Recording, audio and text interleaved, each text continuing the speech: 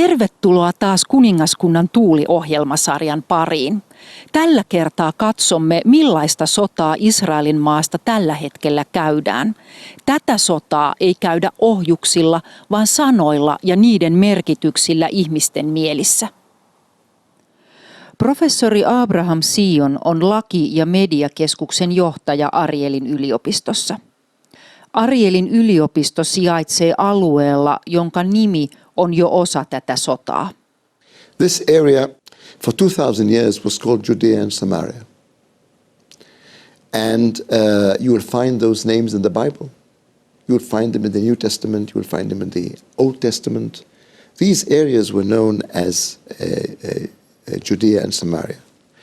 When Jordan was established, they called this area the West Bank because as if the Jordan has two banks, and this is the West Bank, because they did not want to call it Judea and Samaria. It's the same reason why the Romans did not want to call this land the land of Israel, but the land of Palestine. It's exactly the same thing, to disconnect the Jewish people from their own homeland.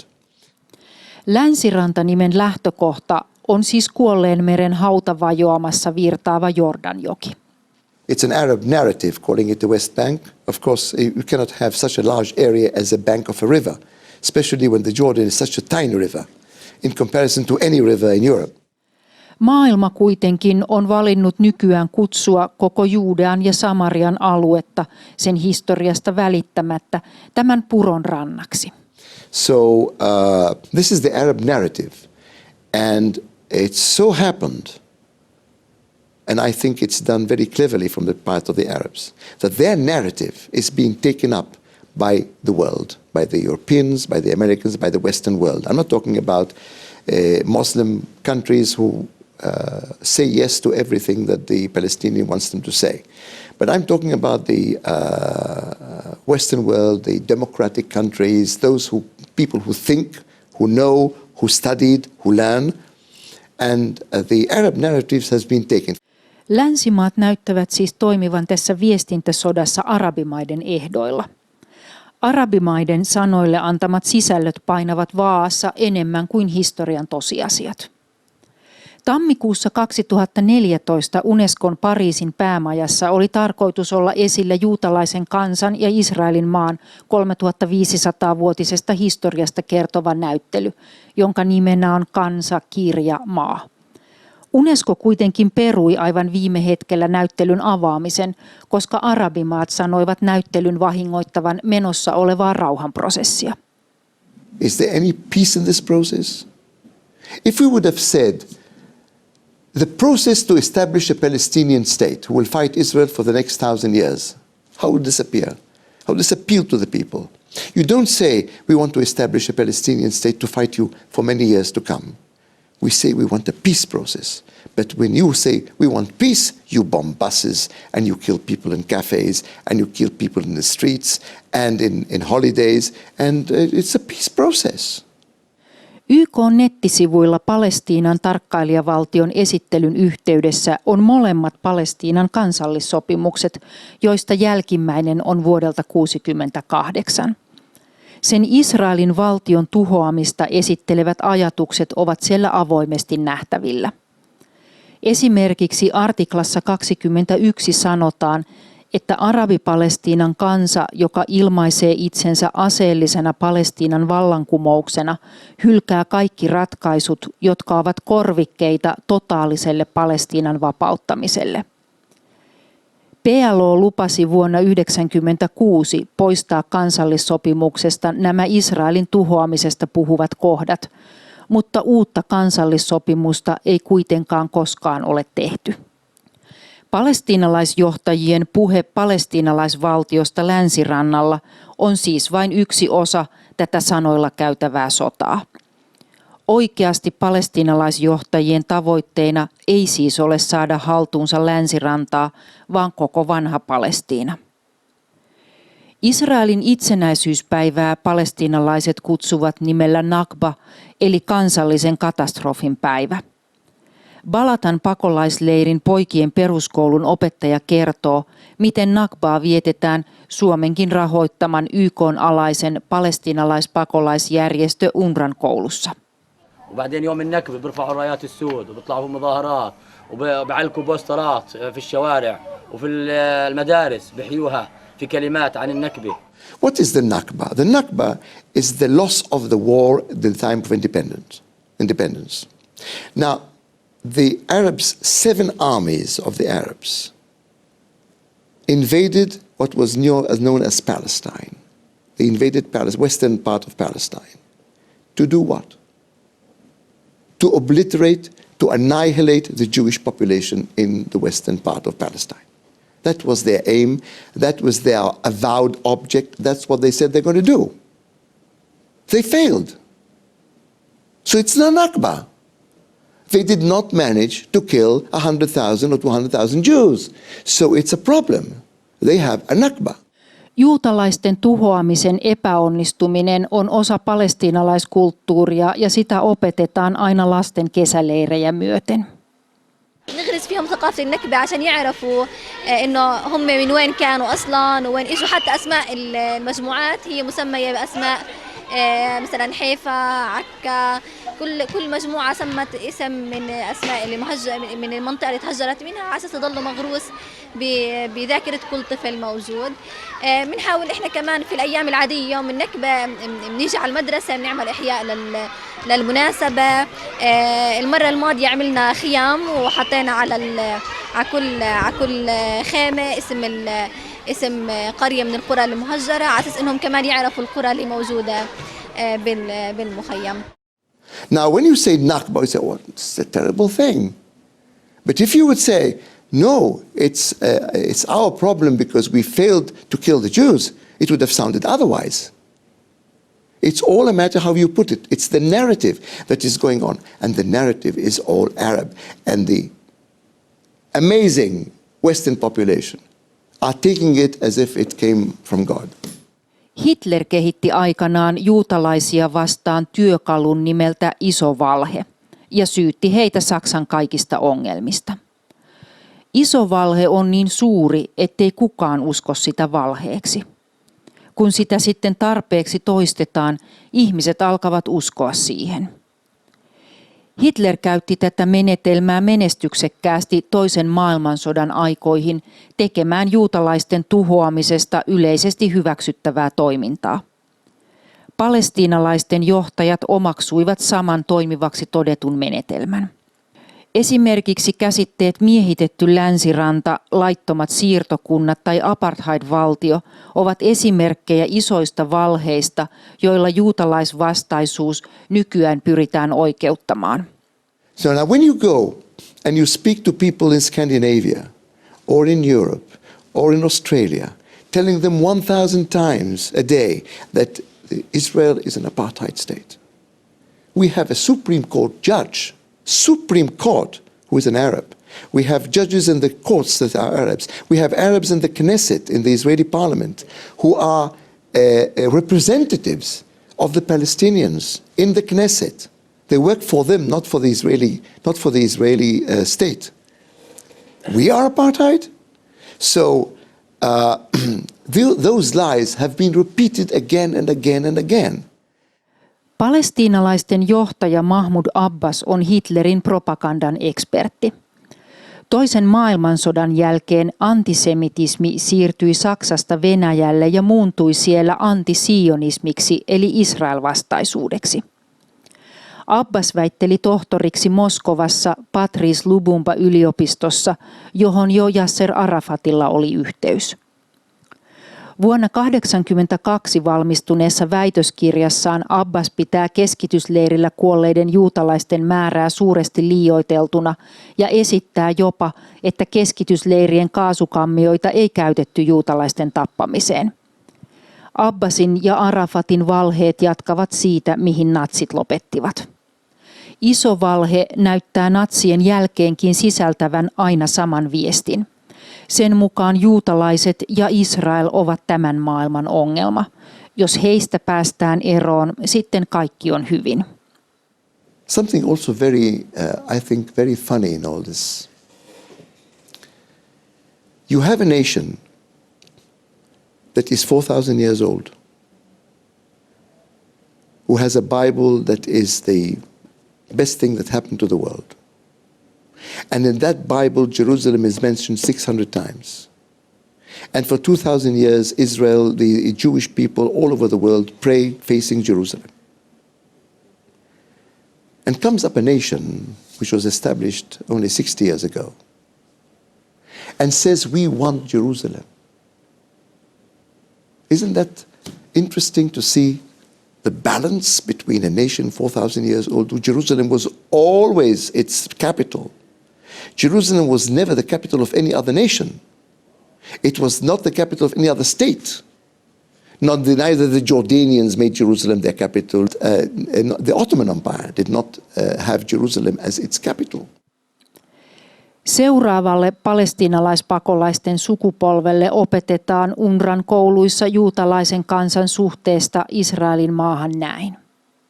هي بلادنا وليس تمت بأي صلة لليهود إلا من قريب أو من بعيد. So when he says, look, this is Arab land, the Arabs were there and the Jews threw them out. Now, anything to do with the truth does not work with the Arabs. Iso valhe haluaa siis erottaa Israelin kansan maastaan, mutta pyrkimys ei saa tukea historiasta. Meidän tuntemamme Lähi-idän valtiollinen kartta muotoutui ensimmäisen maailmansodan jälkeen, kun ottomaanien valta Lähi-idässä kukistui. Sotamarsalkka Allenbyn johdolla Englanti vapautti myös Palestiinan alueen ja sai haltuunsa myös Jerusalemin. Samoihin aikoihin niin sanotussa Balfourin julistuksessa Englanti ilmaisi suhtautuvansa myönteisesti juutalaisen kansallisen kodin perustamiseen Palestiinaan. Then in 1920, the Allied powers gathered in San Remo in Italy. And they decided on the future of the Middle East. And they decided to partition the Middle East in such a way that Mesopotamia, Syria, and Lebanon will be given to the Arabs, and Palestine at that time would be given as a homeland to the Jewish people. San Remon päätös on osa kansainvälistä lakia ja yhä voimassa. Britit saivat mandaatin eli toimeksiannon toteuttaa tämän päätöksen. Mandaattisopimuksessa tunnustetaan juutalaisen kansan historiallinen yhteys Palestiinaan ja perusteet heidän kansallisen kotinsa uudelleen perustamiseen tähän maahan. If you look at the British mandate document, you will find that the things were said very unequivocally, very clear that this is going to be a homeland for the Jewish people. What the British did was exactly the opposite of what they were supposed to do and what they took upon themselves. They closed the doors for Jewish refugees from Europe before the Second World War, during the Second World War, and after the Second World War. They did not allow Jews to buy land. They did not give citizenship to Jews who came into Palestine in an illegal manner. And they had to come in an illegal manner because the British government made a quota on Jewish people to come. So the situation was that the British government actually worked against what she was supposed to do. Britit rikkoivat mandaattisopimusta myös toisella tavalla. Mandaatti antoi Briteille oikeuden lykätä tai olla toteuttamatta osia mandaatin edellyttämistä asioista Jordanjoen itäpuolella. Mutta sillä ei ollut lupaa antaa maata muille. In other words, it was not allowed to take any part of the two sides of the Jordan River and to make it part of any other country. What the British government did in 1922 was that it partitioned Palestine and it took away from Palestine the whole eastern part, which was 78% of the area. Lisäksi britit sopivat Ranskan kanssa Palestiinaan kuuluneen Golanin luovuttamisesta osaksi Ranskan mandaattialuetta Syyriaa. Jordanjoen itäpuolelle he perustivat uuden valtion. It established Transjordan and it got the prince from Saudi Arabia to come and rule this country. And it was Prince Abdullah who became a King Abdullah. And therefore, the eastern part of Palestine was taken away. Kun britit sitten päättivät lähteä Palestiinasta, jäljelle jäänyt juutalaisille tarkoitettu maa-alue haluttiin vielä kerran jakaa. And the recommendation was accepted by the General Assembly of the United Nations. It recommended to divide the western part again between two states, giving the Arabs another state out of Palestine, which was all promised to the Jewish people. The Jewish leadership in Palestine accepted that, but the Arabs did not, and it invaded the whole area. And since it was a recommendation, and it was not accepted by the Arabs, it just fell. So it doesn't exist anymore. Kun britit sitten lähtivät maasta ja Israel itsenäistyi toukokuussa 1948, arabivaltiot hyökkäsivät Israelille luvatulle alueelle tuhotakseen juutalaiset sieltä. Arabiarmeijat kuitenkin hävisivät sodan ja Israel jäi Lähi-idän kartalle. Sota päättyi vuonna 1949 aseleposopimuksiin. Sodan päättyessä syntyneistä aselepolinjoista eli niin kutsutusta vihreästä linjasta nimenomaan sovittiin, ettei sitä saa jatkossa käyttää mitenkään Palestiinan kysymyksen ratkaisuun, eikä siis esimerkiksi pohjana valtiollisille rajoille. Vastoin kaikkia sopimuksia Jordania liitti Juudean ja Samarian omaan alueeseensa ja antoi sille nimen Länsiranta. Edes arabimaat eivät tunnustaneet tätä alueliitosta. Israelia ympäröivät arabivaltiot yrittivät uudelleen tuhota Israelin vuonna 1967. 6 päivää kestäneessä sodassa kävi kuitenkin niin, että Israel valtasi myös Jordanialta tämän niin sanotun länsirannan mukaan lukien vanhan Jerusalemin. When Israel occupied the West Bank, Judea and Samaria, it actually occupied its own home. It occupied what was promised to her. It occupied what should have been given to her from the start. So if there is any country that has any affinity to this area, it's Israel more than any other country in the world. Don't forget that there was no Palestinian state. And the Arabs who called themselves Palestinians were actually part of Great Assyria. So you cannot say you occupied it from a state. From whom did we occupy it? From Jordan? Whom did we occupy Gaza? From Egypt, who never claimed sovereignty over Gaza? And so actually, there was no Palestinian state at the time. Israel took that area as it should have done many years ago, and it occupied its own home. 6 päivän sodan jälkeen arabivaltioiden taktiikka Israelin tuhoamiseksi muuttui ja Arabiliigan jäsenmaat pitivät kokouksen Sudanissa, jossa ne syyskuun 1. päivänä 1967 antoivat yhteisen julkilausuman. Se on tullut tunnetuksi nimellä 3 eitä. Ei rauhalle, ei Israelin tunnustamiselle, ei neuvotteluille. Palestiinan vapautusliikkeen johtajasta Yasser Arafatista tuli modernin terrorismin isä. Palestiinalaisterrori iski 70-luvulla siviileihin, kouluihin, koulubusseihin, lentokoneisiin ja Münchenin olympialaisissa israelilaisiin urheilijoihin. Israelilaiset sen sijaan yli kaiken ovat halunneet vain saada rauhassa asua maassaan. Ja he jaksoivat uskoa, että rauha olisi mahdollinen. And they are managing with this argument, saying, we want peace. Peace now. And by saying we want peace, we say, oh, to hell with this, to hell with that. We'll manage here, we'll manage there. Let's only have peace. Arabimaat ovat ymmärtäneet sen ja ottaneet rauhanprosessin osaksi sanoilla käytävää sotaansa. Palestiinan kansallissopimuksen artikla 22 kertoo kuitenkin tämän rauhanprosessin todellisen luonteen.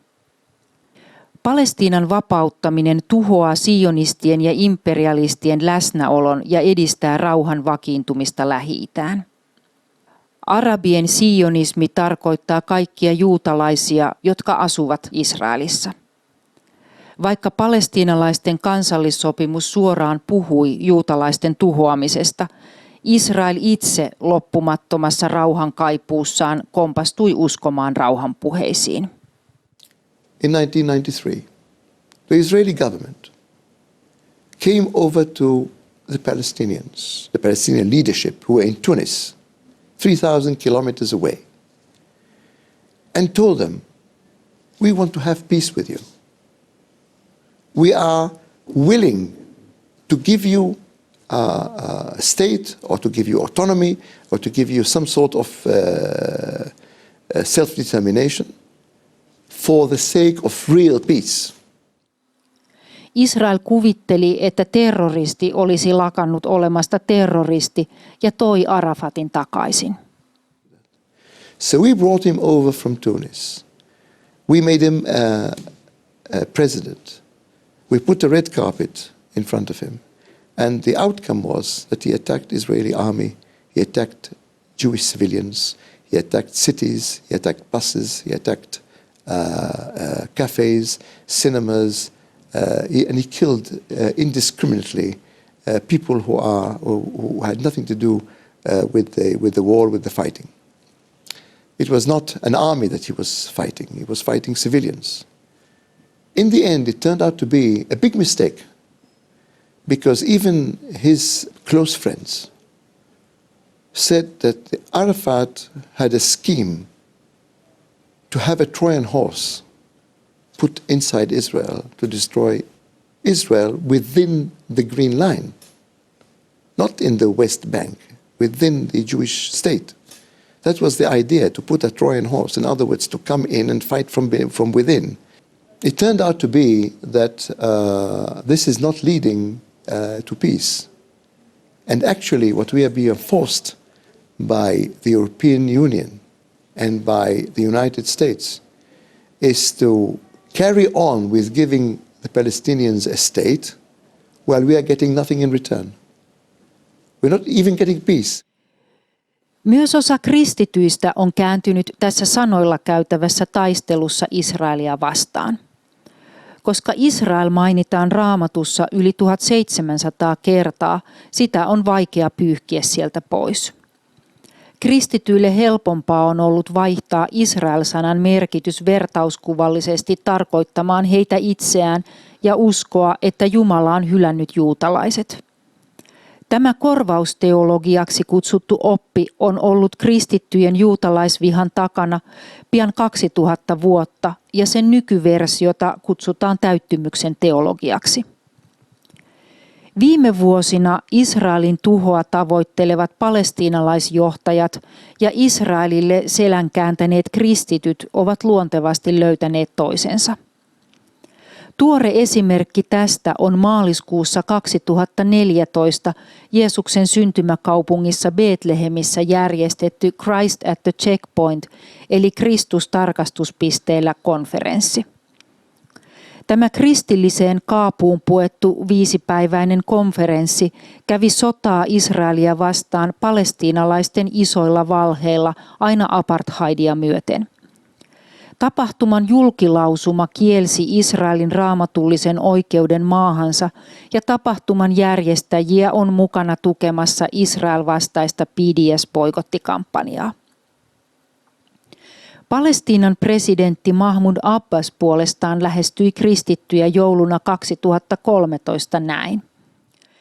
Betlehemissä yli 2000 vuotta sitten syntyi Jeesus Kristus, palestiinalainen viestinviejä, josta oli tuleva ohjaava valo miljoonille ympäri maailmaa. Kun me palestiinalaiset taistelemme vapautemme puolesta 2000 vuotta myöhemmin, teemme parhaamme seurataksemme hänen esimerkkiään. Tarkkailijavaltio Palestiinan YK-nettisivuilla puolestaan kerrotaan Jeesuksesta näin. Jeesus valitsi 12 miestä apostolia oppilaikseen. Heistä lähes puolet oli palestiinalaisia. Palestiinalainen Jeesus ja hänen arabiapostolinsa on tarina, jota historian tosiasiat eivät häiritse. Arabit nimittäin muuttivat Israelin alueelle vasta islamin maailmanvalloitusajatuksen myötä 600-luvulla ja nimi Palestiinakin annettiin roomalaisten toimesta alueelle vasta Jeesuksen ajan jälkeen. Nyt 3. kerran järjestetyn Christ at the Checkpoint-konferenssin teemana oli tulkoon valtakuntasi. Tällä valtakunnalla oli kuitenkin kovin vähän tekemistä sen Raamatussa ennustetun Jumalan valtakunnan kanssa, jota juutalainen Jeesus palaa hallitsemaan Israelin kuninkaana Jerusalemissa. Jeesuksen sijaan konferenssin avajaisissa julistettiin uskollisuutta Palestiinan presidentti Mahmud Abbasille ja pääministeri Rami Hamdallahille. Avajaisiin puhumaan kutsuttu Hamdallah perui kuitenkin viime hetkellä tulonsa. Israelissa jo hänen kutsumisensa tapahtumaan oli herättänyt laajan tyrmistyksen.